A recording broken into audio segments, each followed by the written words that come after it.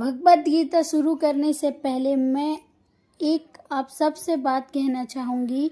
हमारे जीवन में हमें बहुत सारी महाभारत है, बहुत बड़ी महाभारत है, बहुत बड़े बड़े योद्धा हैं जो हमारे दिमाग से हमसे लड़ रहे हैं। उन सबको परास्त करने के लिए एकमात्र उपाय है श्रीमद् भागवत गीता, जो भगवान ने अर्जुन को बोली थी। तो आज हम सब भगवान से प्रार्थना करते हैं कि आपको अर्जुन मानकर प्रभु हमें यह ज्ञान दे। जिस महाभारत के बीच हम फंसे हुए हैं वहाँ से निकले, उस पर विजय प्राप्त करने का आशीर्वाद दे। सबको वह बुद्धि दे कि हम भगवान का एक एक शब्द समझ पाएं। हम सबको वह ज्ञान दे कि भगवान जो हमसे कहना चाहते हैं हम उसे जान पाए। आगे उस मार्ग पर ईमानदारी से चले और उस मार्ग पर चलने के लिए भगवान हमें क्षमता दे, हमें सामर्थ्य दे, हमें आशीर्वाद दे और हर पल हर क्षण हमारे संग रहे। ऐसी प्रार्थना मैं भगवान श्री कृष्ण से करती हूँ। एक बात याद रखिएगा, आज जो हम पढ़ने जा रहे हैं, जो हम समझने जा रहे हैं, जो हम सुनने जा रहे हैं, हम सबकी महाभारत अलग है। इसलिए भगवान का शब्द और भगवान का विवरण हर एक व्यक्ति के लिए अलग हो सकता है। श्रीमद् भागवत गीता जिस प्रकार से मैं समझूं उस प्रकार आप न समझे, और जिस प्रकार आप समझे उस प्रकार कोई साथी न समझे, क्योंकि हम सबकी महाभारत अलग है। तो बड़े ही ध्यान से एक एक शब्द सुनिएगा। उसके बाद आपके मन में जो प्रश्न आए, जब पाठ हो जाए तो आप पूछिएगा। और एक बात, जो पहला अध्याय पहले में जो सिर्फ सेना जो है वहाँ की स्टेबलिस्ट हो रही है, संजय धृतराष्ट्र को बता रहे हैं। दूसरे अध्याय में भगवान कर्म की बात कर रहे हैं।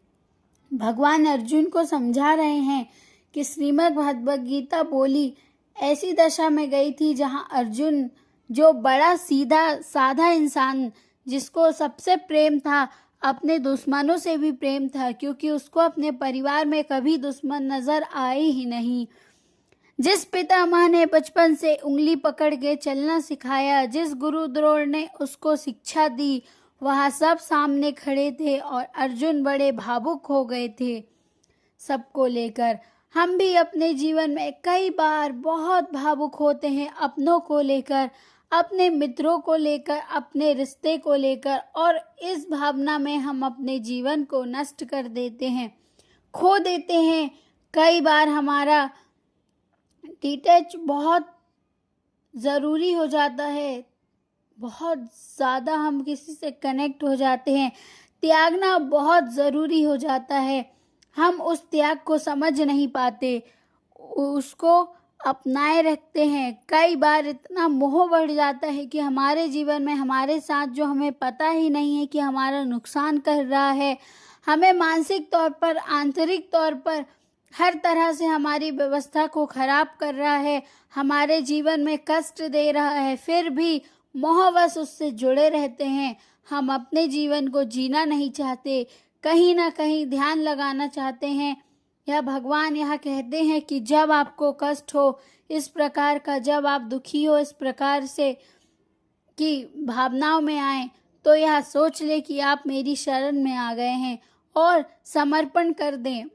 जब आप मुझे समर्पित हो जाओगे और बाकी चीज़ों को आपकी व्यवस्थाएं यहाँ मान लेगी कि यह सारी व्यवस्थाएं आपने आप हो रही है, इसमें आप कहीं दोषी नहीं हैं। यदि आप इनको त्याग देंगे, कोई दोष नहीं, आपका जीवन सुखमय हो जाएगा और आपको ईश्वर जो ज्ञान देना चाहते हैं वह आपको प्राप्त हो जाएगा।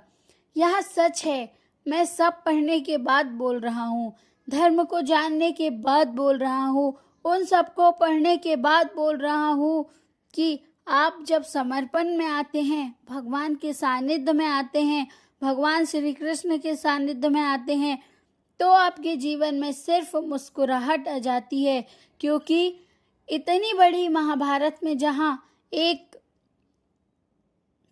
दूसरे के प्रति दोष, ईर्ष्या, दुश्मनी, प्रेम, घृणा सब लेकर इस मैदान में आए थे, कुरुक्षेत्र के मैदान में, जहाँ सबके मन में बहुत सारे तूफान चल रहे थे, सारे उड़नदता चल रही थी, बहुत बहुत सारी चीज़ें दिमाग में चल रही थी। वहाँ सिर्फ एक ही था जो मुस्कुरा रहा था, वह था भगवान श्री कृष्ण। और वही भगवान श्री कृष्ण हमको मुस्कुराहट देना चाहते हैं। यदि आपने गीता को सही से समझ लिया, अपने जीवन में अपना लिया और आपने भगवान के शब्दों को समझ के स्वीकार कर लिया, तो आप यकीन मानिए आपके चेहरे से वह मुस्कुराहट कभी गायब नहीं होगी। चाहे आप कितने भी बड़ी महाभारत में क्यों न फंस जाएं, युद्ध कितना बड़ा होगा, आप हमेशा मुस्कुराते रहेंगे, क्योंकि आपको पता है करने वाले आप नहीं, कराने वाला कोई और है, और वो है श्री कृष्ण। तो इसी भावना के साथ भगवान से आज्ञा लेते हुए आपके पास श्रीमद् भगवत गीता, अपनी भगवत गीता को अपने हाथ में लीजिए, उस पर रखिए और भगवान से आज्ञा लीजिए कि प्रभु आपसे आज्ञा लेता हूँ या लेती हूँ, यह जो ज्ञान आपने 5000 साल पहले अर्जुन को दिया था, आज मैं इस ज्ञान को आपसे ग्रहण करना चाहता हूँ। और वह शब्द जो अनंत ब्रह्मांड के रचयिता ने बोले साधारण नहीं है, उन शब्दों को समझने की बुद्धि मुझे दे। मेरे जीवन की महाभारत पर कैसे विजय प्राप्त करूं, ऐसा ज्ञान मुझे दे।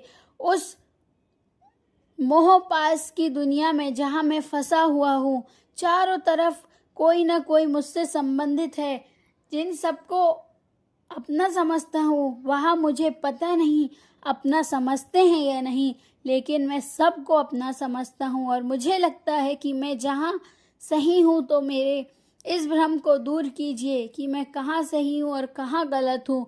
इस सारे भ्रम को दूर करते हुए, मुझे ज्ञान देते हुए, मुझे इस महाभारत से बाहर निकाले और अपनी शरण में ले लीजिए। ऐसी ही प्रार्थना करके मैं भगवान के शब्दों को समझने की क्षमता रखते हुए इस गीता पाठ को शुरू करता हूँ। हे कृष्ण, धृतराष्ट्र बोले, हे संजय, धर्म भूमि कुरुक्षेत्र में एकत्रित युद्ध की इच्छा करने वाले और पांडु के पुत्रों ने क्या किया? संजय बोले, उस समय राजा दुर्योधन ने व्यूह रचना युक्त पांडवों की सेना को देखकर द्रोणाचार्य के पास जाकर यह वचन कहा कि हे आचार्य, आपके बुद्धिमान से द्रुपद पुत्र धृष्ट धुमन द्वारा विहार कर खड़ी हुई पांडु पुत्रों की इस बड़ी सेना को देखिए। यह बात दुर्योधन कहता है। इस सेना में बड़े बड़े धनुष वाले तथा युद्ध में भीम और अर्जुन के समान सूरवीर, सत्य की और विराट तथा महारथी राजा द्रुपद, धृष्टकेतु और चिकेतान तथा बलवान काशीराज, पुरजीत, कुंती भोज और मनुष्यों में श्रेष्ठ सब पराक्रमी योद्धा मनु या बलवान उत्तमौजा, सुभद्रा पुत्र अभिमन्यु व द्रौपदी के 5 पुत्र, यह सभी महारथी है। अभी दुर्योधन जो है सारी सेना का वर्णन कर रहा है, पांडवों की सेना का वर्णन कर रहा है। ब्रह्मांड श्रेष्ठ अपने पक्ष में जो प्रधान है, उनको आप समझ लीजिए। आपकी जानकारी के लिए मेरी सेना में जो जो सेनापति है उनको बतलाता हूँ।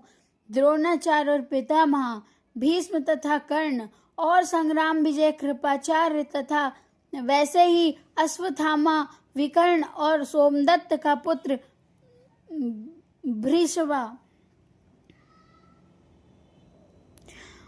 और मेरे जीवन की आशा त्याग देने वाले बहुत से सूरवीर अनेक प्रकार के शस्त्रों से सज्जित हैं और सब के सब युद्ध में चतुर हैं। दुर्योधन को बड़ा गर्व महसूस हो रहा है कि इतने बड़े बड़े योद्धा, और वाकई दुर्योधन का जो गर्व महसूस करने का उस समय वो जो था, उसे गर्व महसूस होना ही चाहिए था, क्योंकि उसकी सेना के अंदर जो योद्धा थे वहाँ ऐसे योद्धा थे जो बहुत पराक्रमी। इस धरती पर वैसा योद्धा उस समय नहीं था, क्योंकि गुरु द्रोण जैसा, पितामह भीष्म जैसा कोई भी नहीं था। और यहाँ सारे योद्धा दुर्योधन के पक्ष में खड़े थे, तो बड़े गर्व महसूस हो रहा था इस बात पर कि मेरे पक्ष में इतने बड़े बड़े योद्धा आज खड़े हैं। भीष्म पितामह रक्षित हमारी वो सेना सब प्रकार से अजय है और भीम द्वारा रक्षित इन लोगों की यह सेना जीतने में सुगम है।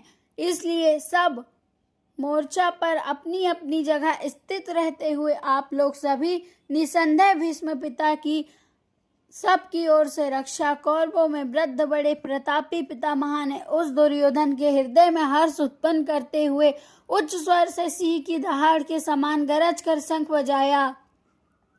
तो यह पितामह भीष्म ने दुर्योधन को ज्यादा उत्तेजित करते हुए अपना शंखनाद किया और युद्ध का ऐलान किया। इसके पश्चात शंख और नगाड़े तथा ढोल मृग और नरसिंह आदि बजे एक साथ ही बज उठे। उनका वह शब्द बड़ा भयंकर हुआ।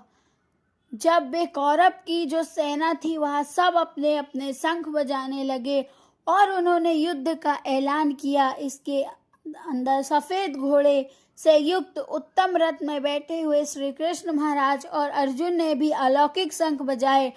अब भगवान ने यहाँ से शंख बजाया, अर्जुन ने अपना शंख बजाया। श्री कृष्ण महाराज ने पंचजन्य नामक के शंख का, पंचजन्य नामक अर्जुन ने देवदत्त नामक भयंकर कर्म वाले भीमसेन ने प्रोंड नामक महाशंख बजाया। जो अर्जुन ने भीम ने भी शंख बजाए, भगवान श्री कृष्ण ने भी शंख बजाया। कुंती पुत्र राजा युधिष्ठिर ने अनंत विजय नामक और नकुल सहदेव ने सुघोष और मणि पुषक नामक शंख बजाए। सबने अपना शंखनाद किया। श्रेष्ठ धनुष वाले काशीराज और महारथी शिखंडी और धृष्टमन तथा राजा विराट और अजय शास्त्रिक राजा द्रुपद व द्रौपदी के पांचों पुत्र और बड़ी भुजा वाले सुभद्रा पुत्र अभिमन्यु ने, इन सभी ने हे राजन सब ओर से अलग अलग शंख बजाए। सब ने शंखनाद किया। युद्ध के आरंभ का ऐलान किया। यह भयंकर शब्द के आकाश और पृथ्वी को गूंजते हुए धृष्टराजों के अर्थात अपने पक्ष वालों के हृदय में विदीर्ण कर दिया। शंखनाद ऐसा जो भगवान ने शंख बजाया, अर्जुन ने बजाया, एक बार कौरव हिल गए थे, क्योंकि तीनों लोकों में वो गूंज थी, क्योंकि स्वयं भगवान ने शंख बजाया था। वह साधारण बात नहीं थी। हे राजन, इसके बाद कदापि ध्वज अर्जुन ने मोर्चा बांधकर डटे हुए धृतराष्ट्र संबंधियों को देखकर उस शस्त्र चलाने की तैयारी के समय धनुष उठाकर ऋषिकेश श्री कृष्ण महाराज के वह वचन कहा, हे अच्युत, मेरे रथ को दोनों सेना के बीच में खड़ा कर दीजिए, क्योंकि भगवान सारथी थे। भगवान को वही करना था जो अर्जुन कह रहा था। भगवान उस धर्म को निभाया। अर्जुन ने कहा, यहाँ पर जिक्र किया है कि अर्जुन के रथ पर कपि ध्वज का एक ध्वज था, जिस पर महाबली हनुमान जी विराजमान थे। स्वयं भगवान उस रथ पर विराजमान थे। भगवान को कहा कि दोनों सेनाओं के मध्य इस रथ को लेके चलिए, क्योंकि अर्जुन यहाँ जानना चाहता था कि युद्ध कौन कौन करने आया है। जब तक कि वह युद्ध क्षेत्र में डटे हुए युद्ध के अभिलाषी विपक्षी योद्धाओं को भली प्रकार से देख न लूं, इस रूप में व्यापार मुझे किन किन के साथ युद्ध करना होगा, तब तक वहां खड़ा रखिएगा। तो माना जाता है कि जिस समय भगवान युद्ध के बीच में मध्य में रथ को ले गए थे, उस समय रुक गया था, क्योंकि उसी समय भगवद गीता भगवान ने 18 अध्याय भगवान ने कहे थे।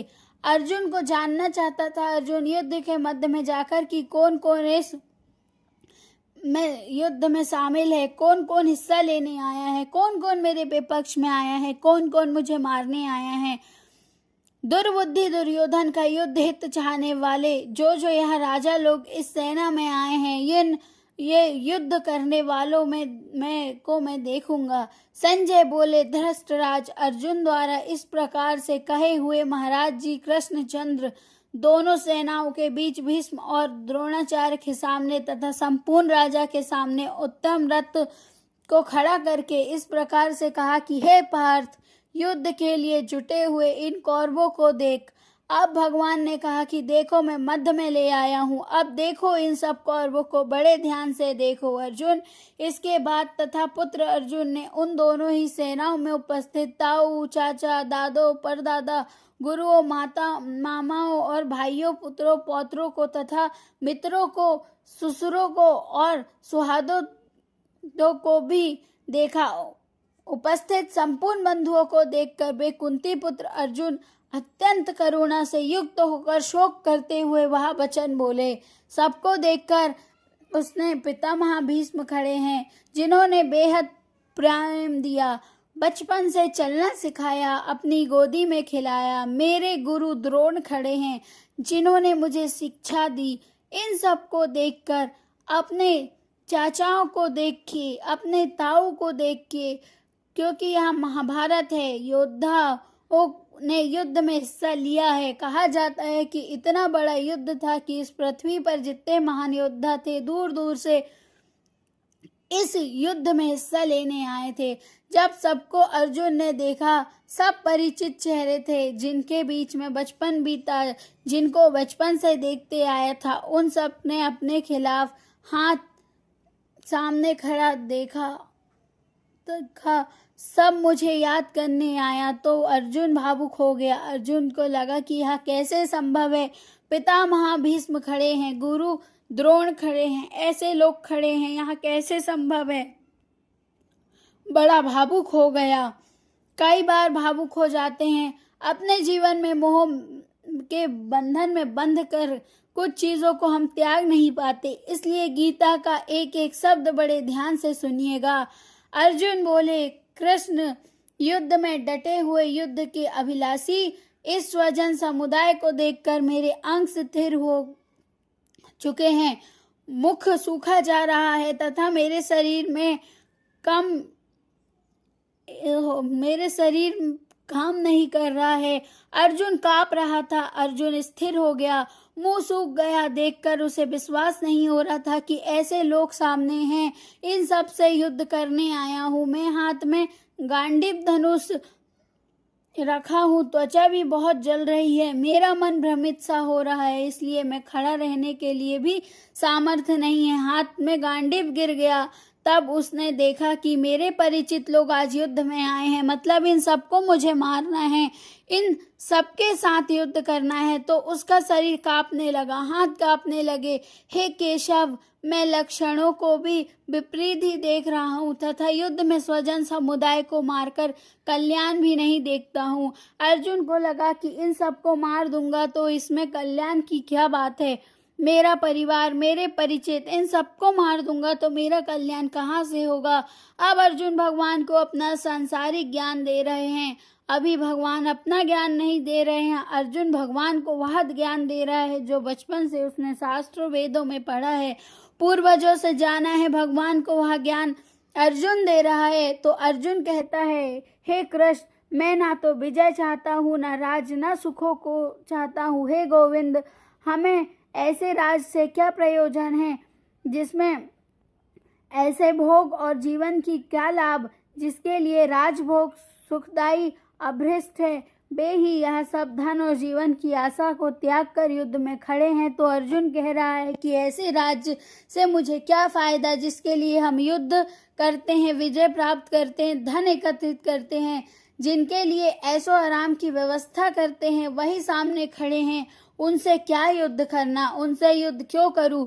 मैं सारी व्यवस्थाएं हो जाएगी, फिर इसके लिए क्या व्यवस्था है। इसके लिए राजपाट, जब परिवार को ही मार दूंगा तो किस लिए चाहिए यह सब। मधुसूदन, गुरुजन, ताऊ, चाचे, लड़के और उसी प्रकार के दादे, मामे, ससुर, पुत्र, साले तथा और भी संबंधी लोग। हे मधुसूदन, मुझे मारने पर भी अथवा तीनों लोग के राज के लिए भी मैं इन सबको नहीं मारना चाहता। फिर पृथ्वी के लिए क्या ही कहना है। इनको मारकर तीनों लोगों का सम्राट भी मिल जाएगा तो क्या फायदा। मैं अपने परिवार को ही खत्म कर दूंगा तो राज किस पर करूंगा। पृथ्वी तो बड़ी साधारण चीज है, मैं तो तीनों लोक की बात कर रहा हूँ, और मुझे मिल जाए मुझे नहीं चाहिए। हे जनार्दन, धृतराज के पुत्र को मारकर हमें क्या प्रसन्नता होगी? इन हत्याओं को मारकर हमें पाप ही लगेगा। अर्जुन एक साधारण मनुष्य की बात करता है, जो उसने बचपन से ज्ञान लिया, सीखा अपने पूर्वजों से, वेदों से, शास्त्रों से, उन सबको भगवान को बोल रहा है कि मार के मुझे पाप लगेगा, मैं इनको नहीं मार सकता। अतः माधव, अपने ही बांधव धृतराज के पुत्रों को मारने के लिए हम योग्य नहीं है, क्योंकि हमने ही कुटुंब को मारकर हम कैसे सुखी रहेंगे? लोभ से भ्रष्ट हुए कुछ लोग कुल के नाश में उत्पन्न दोष को और मित्रों से विरोध करने को पाप कहते हैं। हालांकि हम लोग मुझसे युद्ध करने आए हैं, इनकी भावना ऐसी है, जो भावना मेरी यही पापी है। यह तो आए ही युद्ध करने के लिए हैं।